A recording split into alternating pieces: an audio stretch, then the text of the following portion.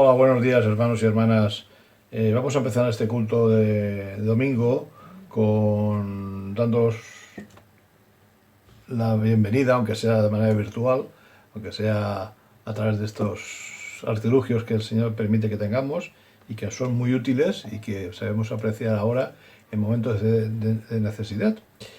Y son, como he dicho, momentos difíciles que el Señor nos permite que pasemos, nos está cuidando. Hemos también podido ayudar a necesitados a través de la donación de reparto de alimentos en esta semana.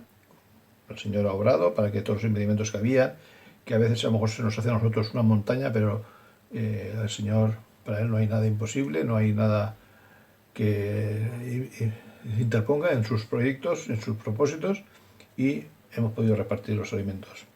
Gracias, porque también los hermanos están, no tengo ninguna noticia de algún hermano que esté enfermo, sobre todo de esta enfermedad, y las pruebas que se han hecho en algunos hermanos y hermanas pues han salido negativas, con lo cual es una buena señal.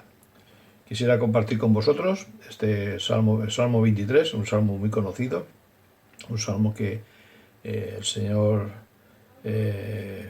da una confianza en el Señor. Este salmo, como lo demostró David al realizar este salmo, este cántico que hace él de confianza, que también sea una confianza nuestra, viva, patente y duradera, y que no solamente sean estos momentos difíciles, sino que sea siempre, porque de todas formas el camino del creyente, la vida del creyente, nunca es un camino de rosas si lo hacemos por nuestra cuenta. Si vamos con el Señor, Él siempre nos ayuda y nos levanta en momentos que caemos.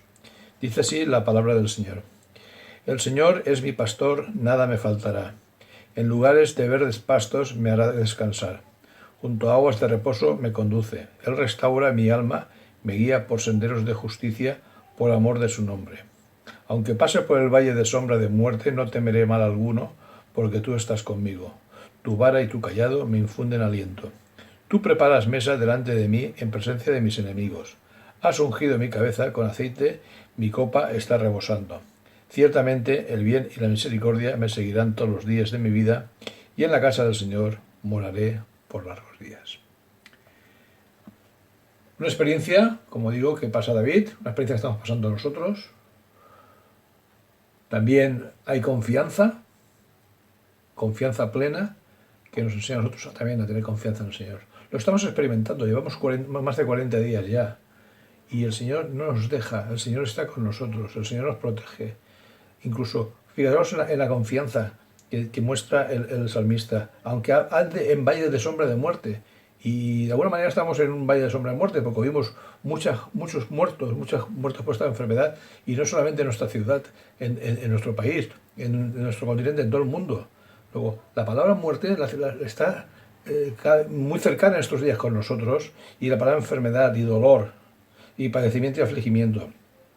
Pero él dice que aunque pase por el valle de la muerte, no temeré mal alguno. Él está con nosotros, Él nos protege, Él nos da fuerzas. Como dice, tu vara y tu callado me infunden aliento. La vara y el callado del pastor, el que dirige. Nosotros somos ovejas, pues el Señor es mi pastor, como dice al principio del Salmo. Nos dirige y nos da ánimo. Las ovejas van a donde dice el pastor, y si hacen caso, no pasa nada. Aunque vayan por al lado de una vereda que hay un precipicio abajo, aunque pasen por ríos, aunque pasen por... Si obedecemos al pastor y no nos despistamos, llegaremos a buen fin. ¿Y qué buen fin es esto? Que todos los días, el bien y la misericordia del Señor nos seguirán, no nos dejarán, estaremos siempre protegidos con el Señor. Y esa protección no debemos verla como una varita mágica ni nada de eso, sino lo debemos ver como que el amor de Dios está ahí. El amor de Dios está ahí y debemos confiar en Él. Hermanos, son momentos, como he dicho, un poco raros, porque por nuestras edades, e incluso los más mayores, no hemos llegado casi a situaciones tan raras, tan anómalas, y menos a nivel colectivo. O sea, prohibir salir a la calle, no abrir la iglesia, no poder ir a pasear, son cosas que son experiencias para nosotros, al menos, como ciudadanos de este país, nuevas y nada deseables, por supuesto. Y acaba con la confianza de que cuando pase todo esto, pero no todo esto, sino como pase en nuestra vida, que pasará, porque tenemos que pasar, moraremos con el Señor. Y 10 largos días, pero es para la eternidad. Y esa es la promesa, como le dijo el Señor al ladrón en la cruz. De cierto te digo que hoy estarás conmigo en el paraíso.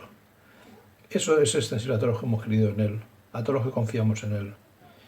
Y tenemos que tener esa sensación, esa idea, esa certeza, porque es certeza, de que estaremos con Él por largos días, por siempre, y es por su amor y por su misericordia. Y la estamos experimentando ahora, la experimentamos cuando nos convertimos al Señor, y la experimentaremos mientras Él lo permita. Y vivamos aquí en la tierra. Si nos anclamos a Él, nos afianzamos en Él, experimentaremos la misericordia y el amor del Señor. Y ya con esto ya vamos paso a los siguientes aportaciones de hermanos y hermanas que en esta mañana vais a tener. Que el Señor os bendiga. En cierta ocasión, alguien escribió: el miedo es ese pequeño cuarto oscuro donde se revelan los negativos. Hoy quisiera hablar del tema de los miedos y los temores. Acompáñame. En estos días, el miedo y el temor están empezando a manifestarse en algunas personas de formas tan extrañas y hasta negativas. Y es debido a que están siendo alimentados con noticias, con la palabra confinamiento, con un confinamiento prolongado. Además, el número de infectados cada vez en algunos países va aumentando. El número de muertos en los diferentes países. Esto hace que 3 poderosos gigantes estén siendo alimentados cada día. Yo los he llamado el gigante miedo, el gigante temor y el gigante fobia. Quiero compartirles lo que dice la palabra del Señor acerca de los miedos y temores y cómo gestionar estos en esta cuarentena. El Nuevo Testamento usa la palabra griega phobos como miedo o temor para describir un estado de severa aflicción provocado por una inquietud intensa a sufrir un dolor o peligro inminentes. El temor incluso puede atacarnos cuando pensamos en las cosas malas, aunque no hayan sucedido ni lleguen a pasar. Recuerda, si siembras miedo, cosecharás temor. Lo que atemoriza a las personas es morir, porque no tienen esperanza, porque no saben qué hay después de esta vida, porque no tienen la seguridad ni un Salvador. Pero esto no sucede así a los creyentes, por las siguientes razones. La primera, nuestra esperanza. Pero permítame encender la luz para cambiar de ambiente. El Señor Jesús, hablando a sus discípulos acerca de la persecución, el juicio y muy probablemente la muerte por causa de su nombre, les da palabras de aliento y les dice en Mateo capítulo 10, versículo 28, y no temáis a los que matan el cuerpo, mas el alma no pueden matar. Temed más bien a aquel que puede destruir el alma y el cuerpo en el infierno. Jesús les dice a sus discípulos, no temáis a los que matan el cuerpo. Siempre el temor a la muerte es una experiencia muy humana. Pero en nosotros que sabemos qué es lo que hay después de la vida, nosotros tenemos esperanza. El Señor mismo dijo, ¿creéis en Dios? creed también en mí. En la casa de mi Padre muchas moradas hay. Voy pues a preparar lugar para vosotros. Nosotros tenemos la plena confianza de que estaremos en la casa del Padre, porque Jesús lo prometió. Y él mismo es el camino. Él mismo nos promete en su palabra que dice: yo soy el camino y la verdad y la vida. Nadie viene al Padre sino por mí. Estas son palabras de esperanza que nos confirman que aunque muramos, la muerte no es el fin de la vida, sino es un paso más que nos acerca a aquella vida eterna con el Señor. Por eso, nuestra esperanza es una razón por la cual no tenemos temor. No tenemos temor a la muerte, ya sea por causa de persecución, o por alguna peste, o por cualquier otro virus. Nuestra esperanza nos mantiene firmes en vida, porque sabemos que después de esta nos está esperando la vida eterna con nuestro Padre Celestial. La segunda razón es la ayuda que tenemos del Espíritu Santo. Pablo, infundiendo aliento, ánimo y valor a Timoteo, le escribe en la segunda carta, capítulo 1, versículo 7, las siguientes palabras: porque no nos ha dado Dios espíritu de cobardía, sino de poder, de amor y de dominio propio. Cuando él dice cobardía, esta palabra también se puede traducir como timidez y como miedo. Y Pablo le está infundiendo estas palabras de aliento ante ese temor. La palabra del Señor está llena de expresiones de aliento ante el temor. Porque Dios no nos ha dado un espíritu de temor, sino de poder, de amor y de dominio propio. Ahora, ese Espíritu Santo en nosotros produce el valor suficiente para enfrentar todas las circunstancias de la vida. Pero si nos dejamos controlar por Él, si dejamos que situaciones externas o peligros reales o únicamente imaginarios, dejamos que estos controlen nuestra mente y nuestro corazón, tendremos miedo y entraremos en pánico. Pero si dejamos que el Espíritu de Dios tome control de nuestro ser, este nos va a ayudar a enfrentar todas las circunstancias de la vida, incluso las pandemias. Así que en esta situación de temor, es mejor pedirle al Señor que tome control de nuestra vida. Es muy fácil. Lo primero que tienes que hacer es decirle al Señor: Señor, necesito que tomes control de mi vida, porque tengo miedo. Te invito a hacer el siguiente ejercicio. Toma un papel y lápiz y escribe tus temores o tus miedos, sean pequeños o sean grandes, sean pocos o sean muchos, cualquiera que estos sean, todos tus temores, enuméralos.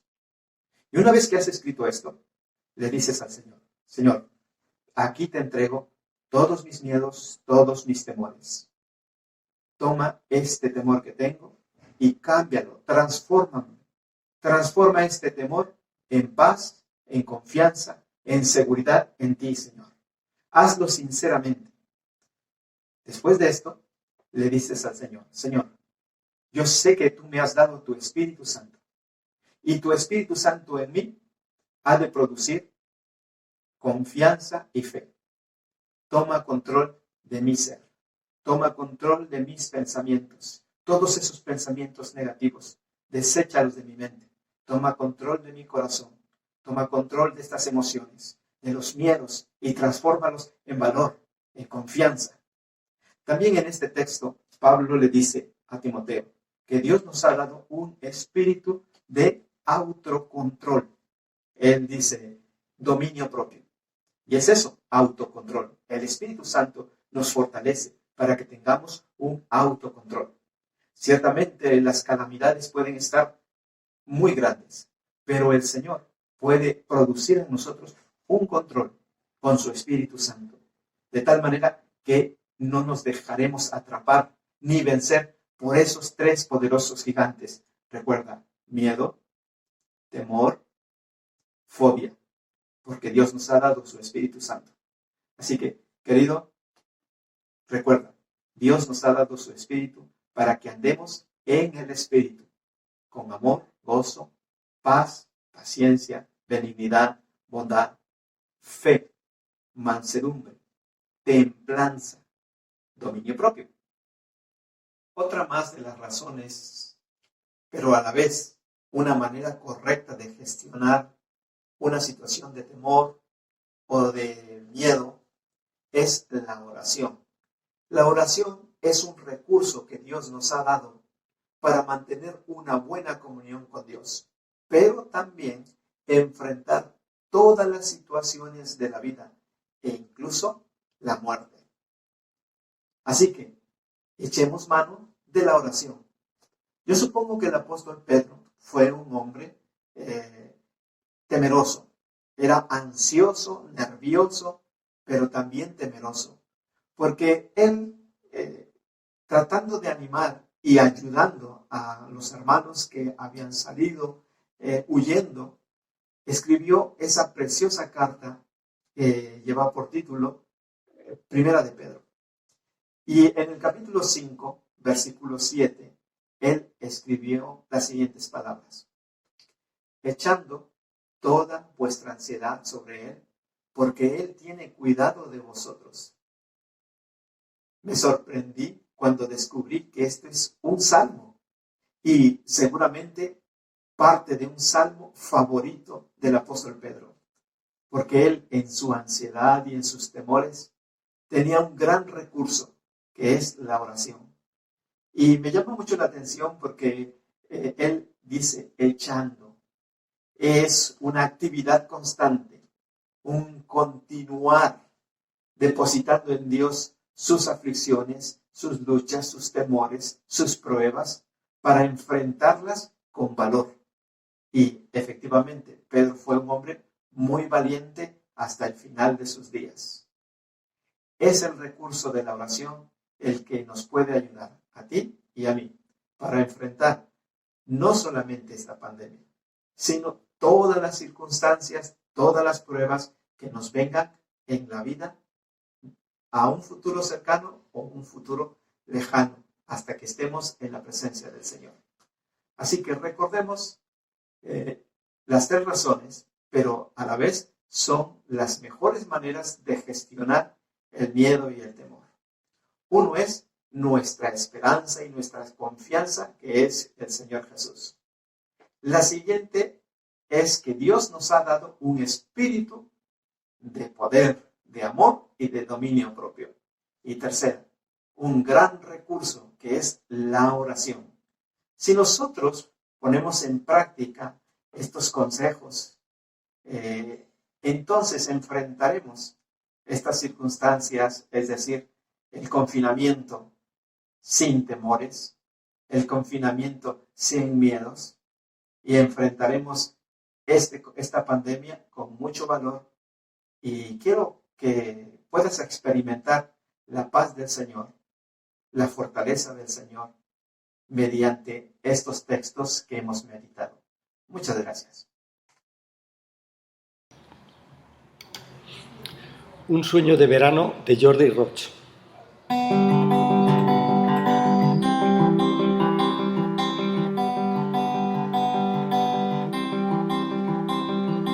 Un bello atardecer de verano, paseando en el bosque estaba yo.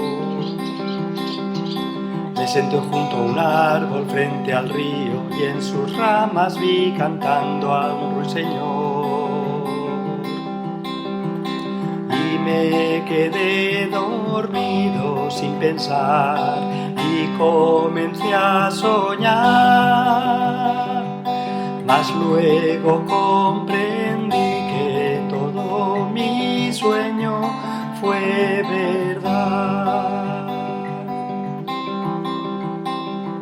Soñando me di cuenta que entendía el lenguaje del dulce ruiseñor. Su suave melodía y armonía era un canto de alabanza al Creador. Quien de tan bello canto me dotó, quien me enseñó a volar, quien pintó el arco iris y a las estrellas hizo brillar. La brisa de la noche que llegaba suavemente a mí me despertó. Y busqué a la avecilla conmovido por su hermosa y humilde gran lección.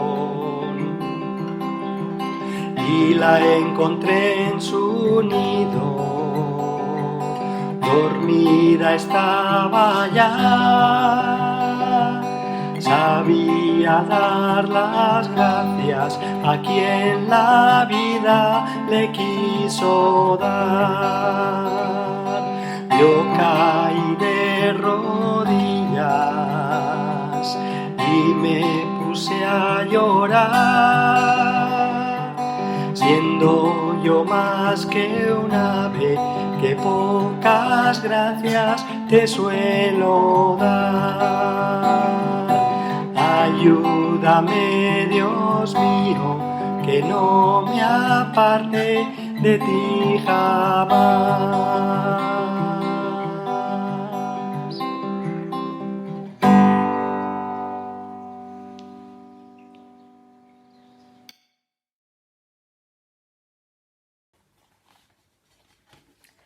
Buenos días. En primer lugar, quiero mandar un saludo a todos los hermanos y amigos de la Iglesia. Nosotros, toda la familia, estamos bien. Hasta aquí nos ha cuidado el Señor. Quiero que leamos en la carta a los Colosenses, en el capítulo 3, versículos del 1 al 17. Así pues, habiendo resucitado con Cristo, buscad las cosas de arriba, donde está Cristo sentado a la diestra de Dios. Poned la mira en las cosas de arriba, no en las de la tierra, porque habéis muerto y vuestra vida está escondida con Cristo en Dios. Cuando Cristo en nuestra vida se manifieste, entonces vosotros también seréis manifestados con Él en gloria. Haced morir pues lo terrenal en vosotros: fornicación, impureza, pasiones desordenadas, malos deseos y avaricia, que es idolatría. Cosas por las cuales la ira de Dios viene sobre los hijos de desobediencia, en las cuales vosotros también anduvisteis en otro tiempo cuando vivíais en ellas. Pero ahora dejad también vosotros todas estas cosas: ira, enojo, malicia, blasfemia, palabras deshonestas de vuestra boca. No mintáis los unos a los otros, habiéndoos despojado del viejo hombre con sus hechos, y revestíos del nuevo, el cual, conforme a la imagen del que lo creó, se va renovando hasta el conocimiento pleno, donde no hay griego ni judío, circuncisión ni incircuncisión, bárbaro ni escita, siervo ni libre, sino que Cristo es el todo y en todos. Vestíos, pues, como escogido de Dios, santos y amados, de entrañable misericordia, de benignidad, de humildad, de mansedumbre y de paciencia, soportándoos unos a otros y perdonándoos unos a otros si alguno tuviere queja contra otro. De la manera que Cristo os perdonó, así también hacedlo vosotros. Y sobre todas estas cosas, vestíos de amor, que es el vínculo perfecto. Y la paz de Dios gobierne en vuestros corazones, a la que asimismo fuisteis llamados en un solo cuerpo. Y sed agradecidos. La palabra de Cristo more en abundancia en vosotros, enseñándoos y exhortándoos unos a otros en toda sabiduría, cantando con gracia en vuestros corazones al Señor con salmos e himnos y cánticos espirituales. Y todo lo que hacéis, sea de palabra o de hecho, hacedlo todo en el nombre del Señor Jesús, dando gracias a Dios Padre por medio de Él. Esta carta fue escrita por el apóstol Pablo en su primer encarcelamiento en Roma. Como sabéis, él estuvo prisionero, aunque con cierta libertad, en una casa en la cual podía recibir visitas. Y a pesar de la situación en que se encontraba Pablo en esos momentos, él escribió varias cartas. Las cartas de la prisión son Efesios, Colosenses, Filipenses y Filemón. A pesar de estas circunstancias tan duras en que se encontraba, se ocupaba de que el Evangelio corriera y fuera conocido en todo el imperio, y especialmente que fuera un evangelio puro y verdadero. Llama la atención el amor que sentía Pablo por los creyentes de la iglesia de Colosas y el celo por el evangelio. Aquí se ve la faceta del carácter de Pablo para prodigar su amor y cuidado del pueblo de Dios. Esta iglesia no había sido fundada por Pablo. Él no conocía personalmente a los creyentes de Colosas, pero había sabido por Epafras que la Iglesia tenía problemas y empezaba a haber una corriente filosófica que podía apartarlos del Evangelio y de la sana doctrina, con falsas enseñanzas y preceptos. Por este motivo, Pablo les escribe y, entre otras cosas, les recuerda cuál es su situación ahora y les exhorta a vivir una vida cristiana consecuente. El apóstol Pablo habla de dos ideas. Las dos tienen una vertiente positiva y otra negativa. O sea, una acción y una omisión. Dice, si pues habéis resucitado con Cristo, buscad las cosas de arriba donde está Cristo. Nos habla de buscar, de poner nuestra mira, nuestra meta en las cosas de arriba. Cuando tenemos puesta la mirada o las expectativas en alcanzar una cosa, nos esforzamos hasta que la conseguimos. Y esa debe ser la actitud del creyente, poner nuestra mira en las cosas de arriba y no poner nuestra mirada en las de la tierra, en las cosas terrenales. Dice, porque habéis muerto y vuestra vida está escondida con Cristo en Dios. La segunda idea también tiene dos vertientes, una positiva y otra negativa. Habla de hacer morir pues lo terrenal en vosotros y despojaos del viejo hombre con sus hechos. Desvestirse, quitarse de encima, quitarse de su vida, dejar de practicar. Vemos que el viejo hombre se caracteriza por vicios y actos deshonestos que traen graves consecuencias para los que la practican. Habla de fornicación, impureza, pasiones desordenadas, malos deseos y avaricia. No dice el apóstol que las practicaran ahora, sino que en otro tiempo vivían en ellas porque forman parte de la naturaleza pecaminosa del hombre, forman parte del viejo hombre. Además, ahora les insta a dejar también actitudes y carácter que perturban las relaciones interpersonales, como la ira, el enojo, la malicia, la blasfemia, mentirse unos a otros.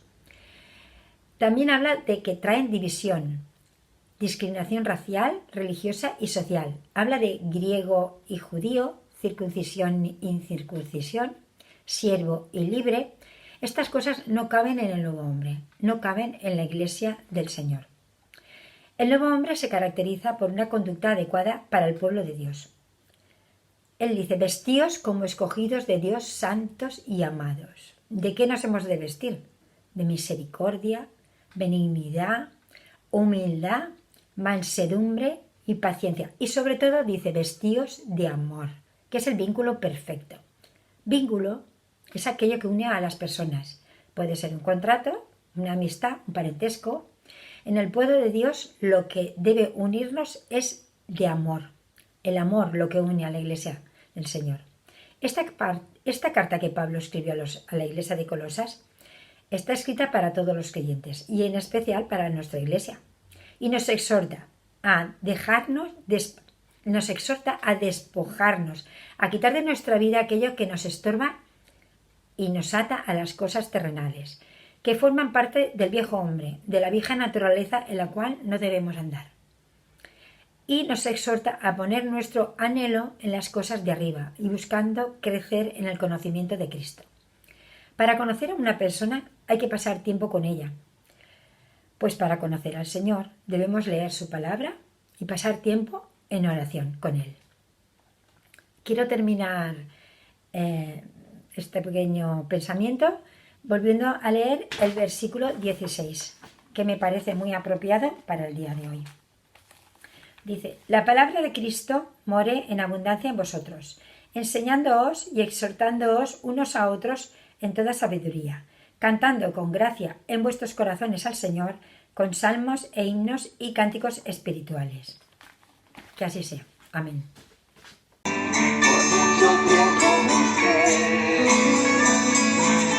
Una razón de vivir en medio de mi pregunta, tu amor me respondió.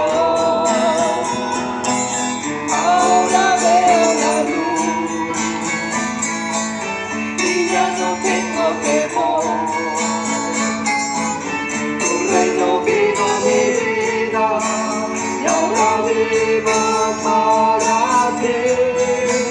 Cantaré de tu amor, rendiré mi corazón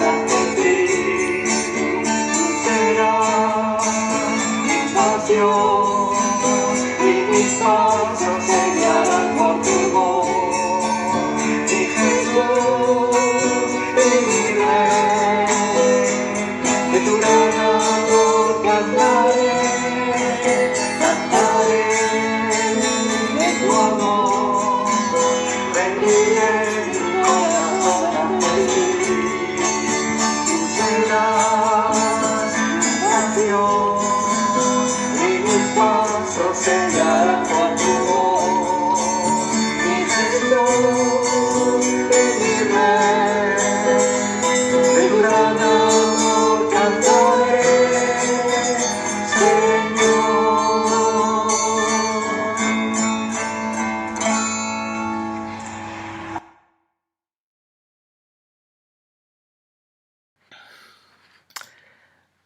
Hola, buenos días. Ante esta pandemia quisiera que reflexionásemos un poco en esta mañana sobre el cristiano y la muerte, ¿no? Ante esta pandemia mucha gente tiene miedo y preocupación, miedo a contraer la enfermedad por él mismo y por sus seres queridos. Y preocupación incluso por llegar a morir, ¿no? Con estas muertes un poco tan dramáticas como estamos viendo, de gente que muere sola, sin poder, por las restricciones, no puede estar acompañado de sus amigos y familiares, de su gente querida, y mueren solamente rodeados de médicos y enfermeras, ¿no? Muchos se aferran a un optimismo por probabilidad, diríamos. A mí es muy difícil que me toque, somos muchos millones y no voy a caer precisamente yo. Otros más bien se refugian en filosofías o la religión o la ética. Un compañero mío nos ha mandado un vídeo al grupo del trabajo para aceptar, comprender y aceptar la filosofía estoica, ¿no? De buscar la virtud en la vida y no olvidarnos del materialismo y de la felicidad, del hedonismo, ¿no? Otros se refugian en la ética. Muchos nos dicen, pues cuando acabemos vamos a ser mejores personas. Y este mantra se oye todos los días, ¿no? Pensando que la ética nos puede salvar o por lo menos nos puede ayudar un poco psicológicamente. Muchos también se refugian en la religión. Los musulmanes que van a hacer dentro de poco el Ramadán, su mes de ayuno, algunos ya están empezando a ayunar, ¿no? Para pedirle a Alá pues, que les guarde y que les salve de todos esos peligros y de la muerte. ¿Cuál debe de ser la actitud del creyente en Jesucristo ante la muerte? Porque es normal tener miedo. Somos humanos y compartimos las mismas preocupaciones y temores que los demás. La Biblia habla de la muerte con dos aspectos. El concepto bíblico de la muerte tiene dos aspectos un tanto paradójicos. Por una parte, la muerte es algo natural. La muerte es producto del deterioro físico. Y Hebreos nos dice que está establecido para los hombres que mueran una sola vez y después de esto el juicio. Sin embargo, Pablo, el otro aspecto de la muerte es que es algo realmente antinatural. Nos dice Eclesiastés que Dios ha puesto eternidad en nuestro corazón. Cuando Dios creó al hombre, aunque lo creó con la posibilidad de morir, lo creó para vivir con él en la felicidad del paraíso, ¿no? Y fue cuando el hombre desobedeció la voz de Dios, cuando Dios le había dicho: el día que comas del fruto de este árbol prohibido, ciertamente morirás. El hombre no murió físicamente en ese día, Adán no cayó muerto, pero murió espiritualmente, ¿no? Y nos dice Pablo que la paga del pecado, la recompensa del pecado es la muerte. Y nos dice en Romanos 5, el pecado entró en el mundo por un hombre y por el pecado entró la muerte. Es decir, la muerte es algo antinatural, entró en este mundo para afectar al hombre por causa de su pecado. La muerte tanto física como espiritual, ¿no? Los hombres originalmente están muertos en delitos y pecados, pero Dios nos da vida en Cristo Jesús. Y aunque todavía vayamos a morir físicamente, podemos superar ese miedo, ese temor a la muerte.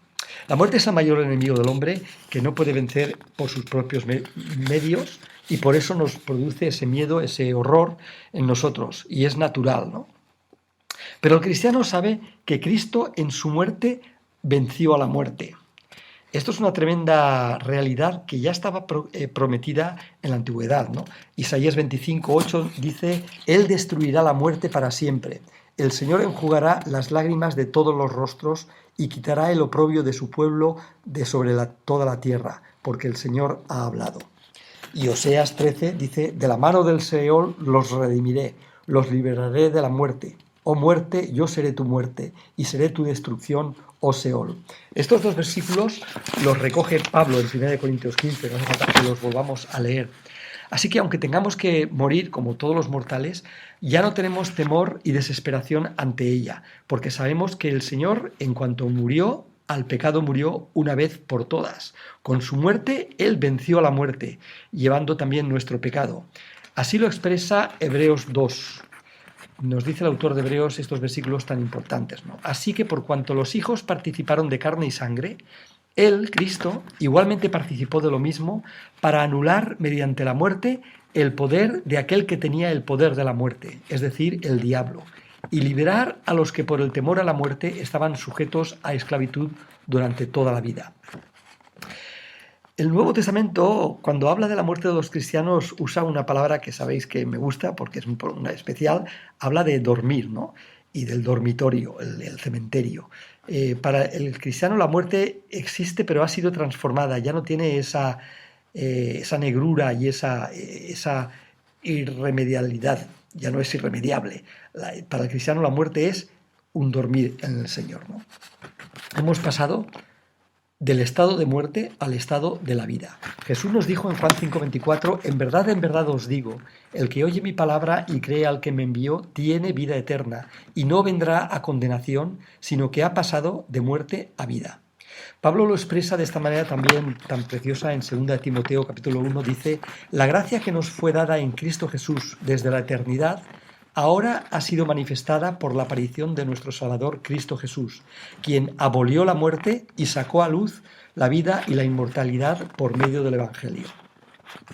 Así que podemos encarar el peligro, la enfermedad y la muerte no con una actitud incierta, insegura o resignada, sino con la certeza de que, como dice Pablo en Romanos 8, estos versículos que sabemos de memoria, nada, ni la vida, ni la muerte, ni ángeles, ni principados, ni lo presente, ni lo futuro, nada nos podrá separar del amor de Dios en Cristo Jesús, Señor nuestro.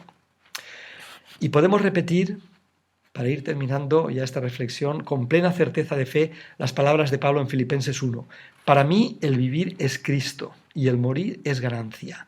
Pero si he de continuar viviendo en la carne, esto significará para mí una labor fructífera. Y no sé cuál escoger, pues de ambos lados me siento apremiado, teniendo el deseo de partir y estar con Cristo, pues eso es mucho mejor. Así que vivamos cada día como vivos de entre los muertos, mientras esperamos gozosos la plena realización de la salvación de Dios, cuando, como dice Apocalipsis, Él enjugará toda lágrima de nuestros ojos, y ya no habrá muerte, ni habrá más duelo, ni clamor, ni dolor, porque las primeras cosas han pasado. Que así sea.